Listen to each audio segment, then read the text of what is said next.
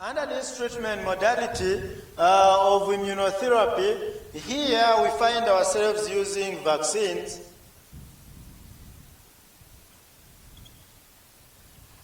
in treatment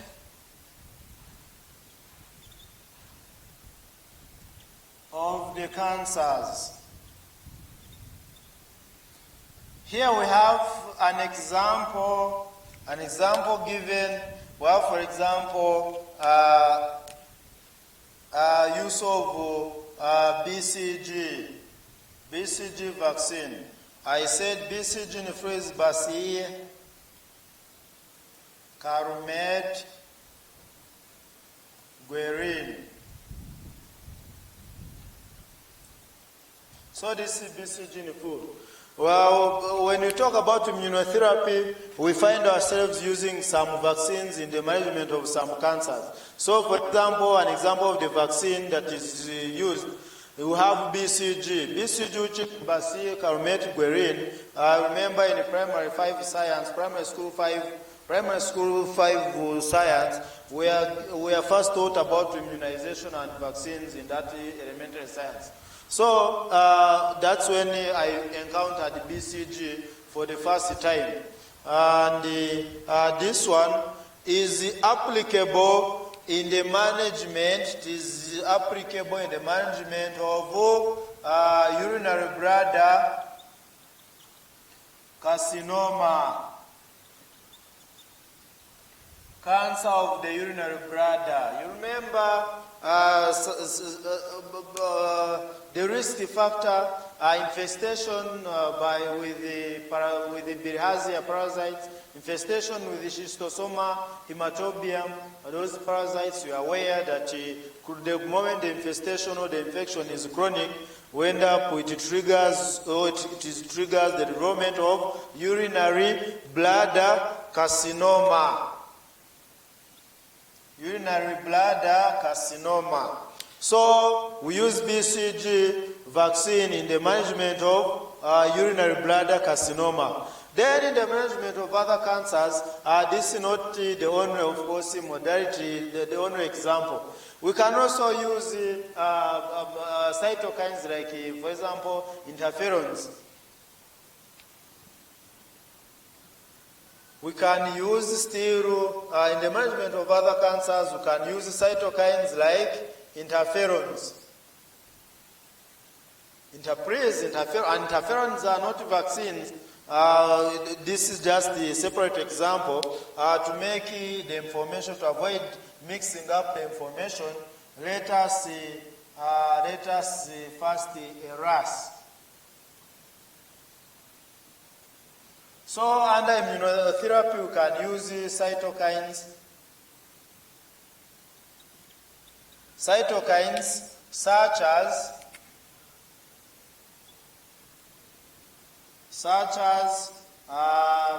interferons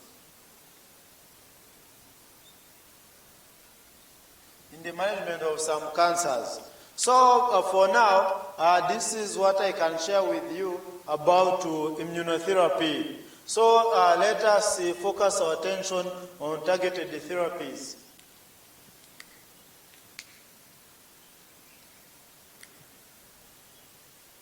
Let us focus our attention on targeted therapies.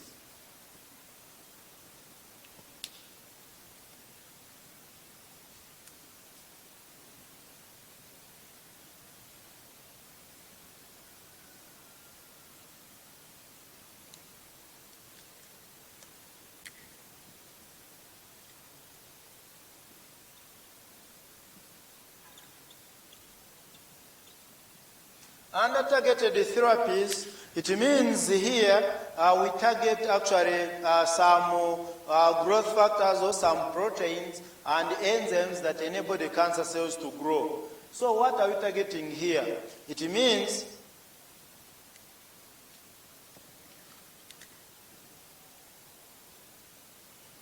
we are going to attack cancer cell growth proteins and enzymes.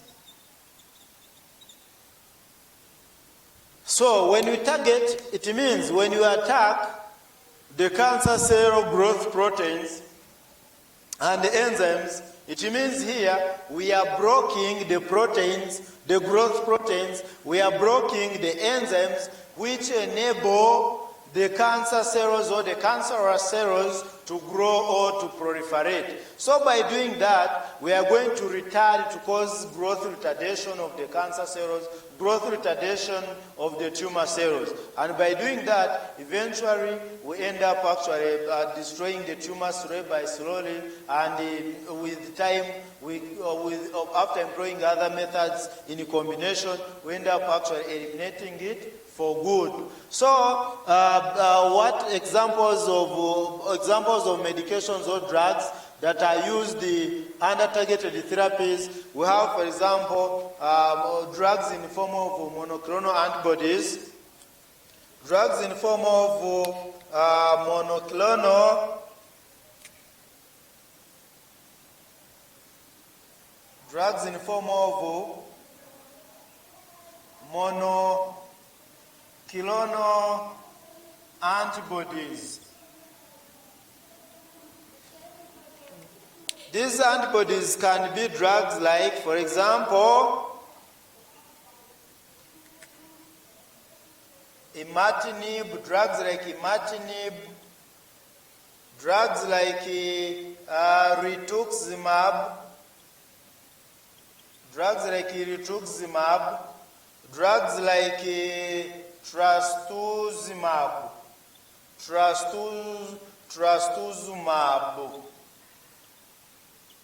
So these are examples of targeted therapies. For example, most of them are usually they are drugs in the form of monoclonal antibodies, like you can see imatinib, rituximab, trastuzumab. All these examples are used under targeted therapies. They can attack, they're able to attack the cancer cell growth proteins and destroy them, and also are able to attack some enzymes that favor the growth of the cancer cells. So these are the examples under targeted therapies. So my dear colleagues, at this point we can look at, focus our attention on angiogenesis inhibitors. Angiogenesis inhibitors, we already know them, we already know the meaning of angiogenesis inhibitors. You know angio, I told you that angio refers to the blood vessels. The word angio, the term angio refers, you remember when I was talking about endocrinology, when we were sharing endocrinology, I said angio, remember, angiotensin converting enzyme, angiotensin, meaning angio, the blood vessel, then tensin, tension, pressure, meaning that pressure on the blood vessels, angiotensin, converting enzymes. Okay, so angio refers to the blood vessels. These blood vessels can be arteries, arterioles, they can be veins, they can be capillaries, whatever, as long as you know what we are talking about. So angiogenesis, genesis, the beginning, the starting point. So angiogenesis inhibitors. So it means these inhibitors, to inhibit refers to stop, it means to stop, it means to halt. So the stoppers, angiogenesis stoppers, angiogenesis inhibitors, blood vessel formation inhibitors. Remember, when I was talking about the methods, the reasons, the mechanisms which most cancers employ to survive even in harsh environments, among them I talked about angiogenesis. Most cancer cells, most tumors, most malignancies are able to form their own blood vessels from scratch, out of the blue, de novo. They are able to use the available growth factors and the raw materials to form their own blood vessels to enhance the supply or the sufficient supply of blood that is rich in nutrients, electrolytes, oxygen to themselves sufficiently. So because of that factor,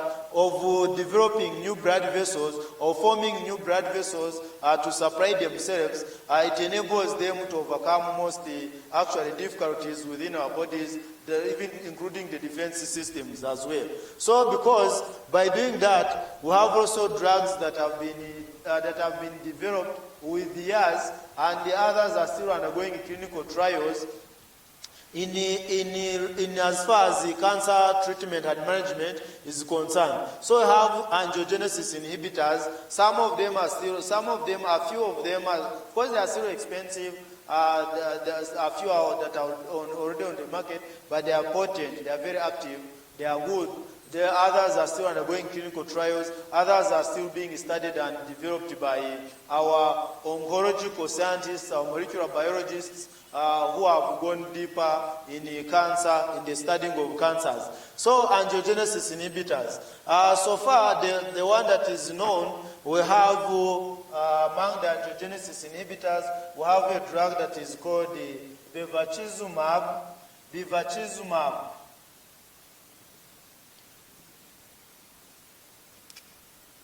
Angiogenesis inhibitors.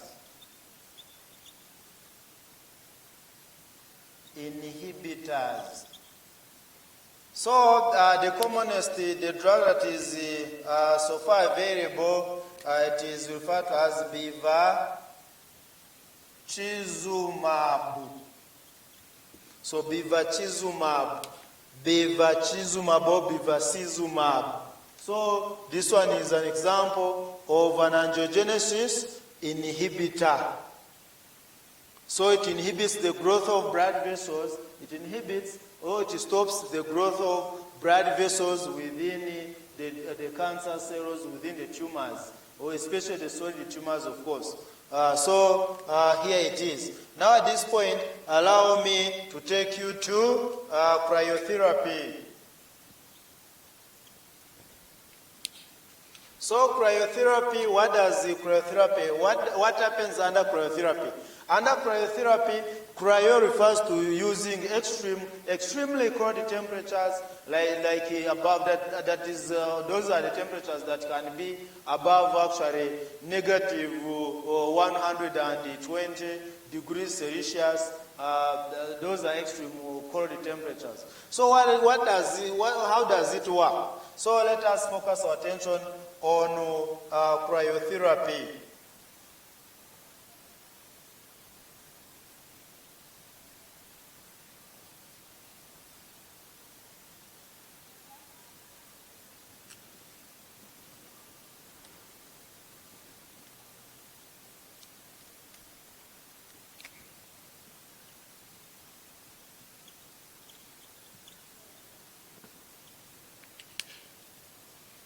So under cryotherapy, extremely cold temperatures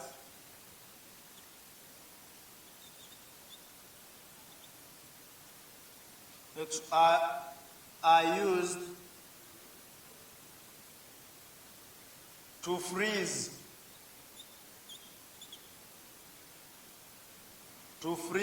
the tumor cells. So extremely cold temperatures are used to freeze the tumor cells or the cancer cells. And these temperatures can be negative, can be more than negative 120 degrees Celsius or centigrade. And these temperatures, these are extremely cold temperatures. Surely these are extremely cold temperatures. These temperatures can cause what we call frost bites. Do you remember frost bites? Frost bites, the burns that are caused by extreme cold temperatures, the frost bites.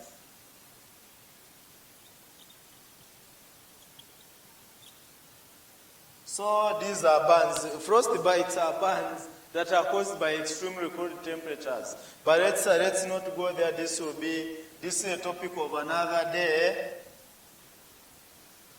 So This under cryotherapy, by the way, cryotherapy is also called thawing.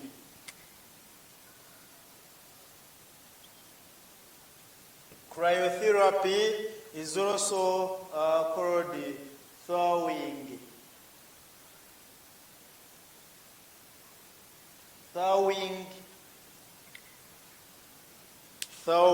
So what happens is that the cryoprobes, they are needles, the hollow needles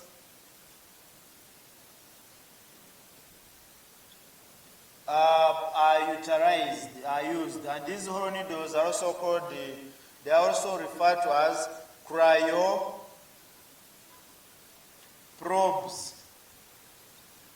So the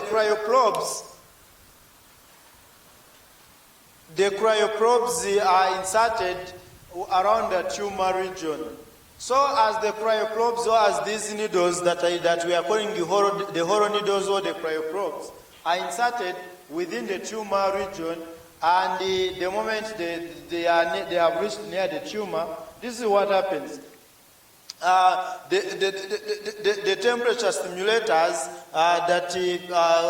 that induce the extreme coldness are turned on. As they are turned on, the extreme coldness is actually the extreme cold temperatures are reached. As they are reached, we end up forming what we call ice crystals.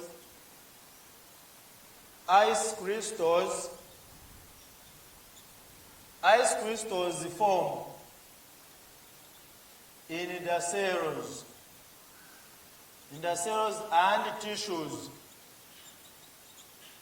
So if this is our cancer cell, assume this is our cancer cell or our abnormal cell that is being targeted by cryotherapy, whereby abnormally extremely cold temperatures are being employed. We are going to see ice crystals. We are going to see ice crystals forming within this cell, including the nucleus. And these ice crystals are going to destroy the plasma or the cell membranes. These ones, they result into destruction. The ice crystals will destroy the cell membranes. And at the same time, we are aware from our basic knowledge of enzymology, we are aware that at low temperatures, at extremely low temperatures, cold temperatures, let me use actually hypothermia. We are aware that in hypothermic states, not hyper, in hypothermic states, whereby we have the body temperatures that are below the normal, that are below the 37, actually 35 degrees Celsius and below, that is hypothermia. Then, temperatures that are below those values, in hypothermia, we find our metabolic enzymes, the enzymes that metabolize, that count the metabolism of all the sustaining, all life-sustaining body processes. You find that all the enzymes are shutting down. They are being denatured actually by those extremely cold temperatures. Now remember here under cryotherapy, we have extremes of temperatures that are already negatives. Meaning that these cold temperatures, these extremely cold temperatures, are going to destroy even all the metabolic enzymes within the cancer cells. And eventually, the tumor cells will start dying. Of course, it doesn't mean that they die alone. They also die with the normal body cells, of course. All the neighboring cells that are around, as long as they are normal, they will also die with the tumor cells. So that is how we achieve it. Of course, in addition, like I've said, the moment you destroy the cell membranes massively using these ice crystals that have been formed within the cytoplasm and the nucleus, still will end up also damaging the cell. So those are the mechanisms through which our cryotherapy works. So At this point, allow us to look at the cyclin-dependent kinase inhibitors, the CDK inhibitors.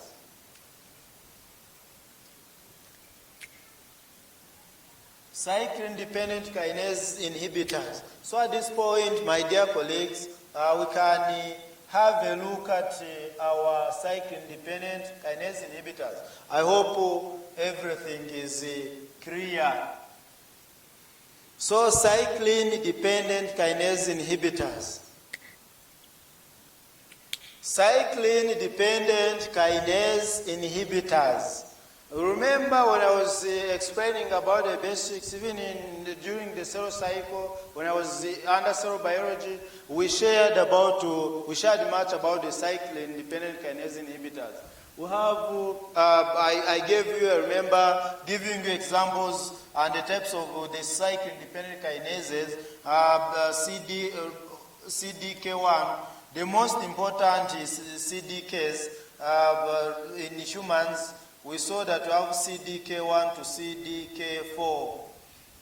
Of course, we also have others that are important, but the most important, the ones that are ever active, as far as the cell cycle is concerned, as far as the cell division is concerned, in those phases, we saw that we have CDK1 mainly and up to CDK4. We also have CDK6, CDK7, like that are important, CDK9s. They also fall in various categories and types. So here we have our cyclin-dependent kinase inhibitors, and those drugs, some, like I've said, some are still undergoing. When we were looking at angiogenesis inhibitors, we saw that some are already available on the market, and others are still undergoing clinical trials. Others are still undergoing further studies and development, like that. So likewise, we have examples of the cyclin-dependent kinase inhibitors that are available, that have passed all the phases of clinical trials,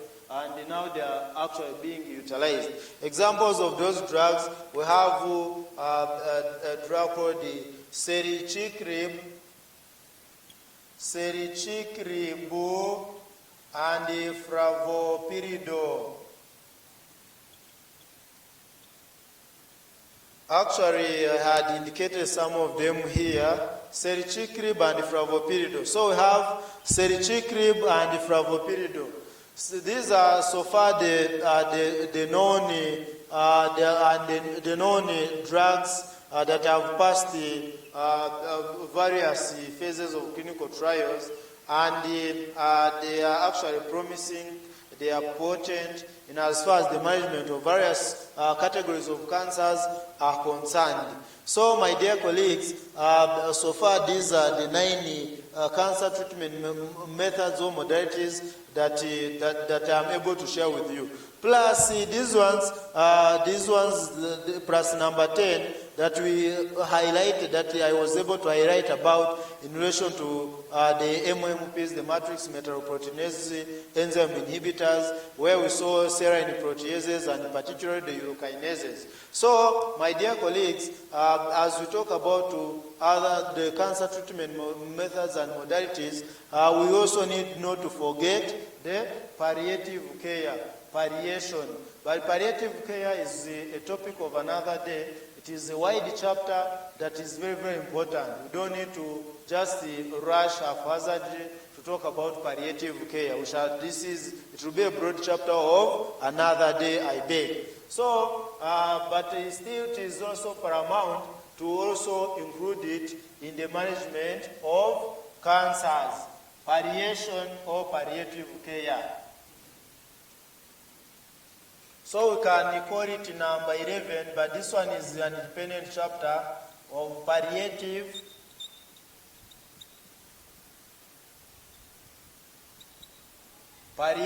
care. Of course, under palliative care, I told you that here we have to prevent pain. The patient must not be in pain. We must focus on nutrition. We must focus on so many aspects that make actually this person stable, that make this person not to be in pain, that make this person not to always be worried, and say that, oh my God, that I'm about to die, how are my children going to survive, how are my people going to survive, I have not completed this, all that under palliative care, all that is taken care of in psychotherapy, in nutrition-wise, all those things. As we know, as we shall look, as we shall discuss the details when we shall be looking at palliative care and what palliation means. So, at this point, my dear colleagues, allow me to say that thank you for watching and listening. We'll link up in the next chapter.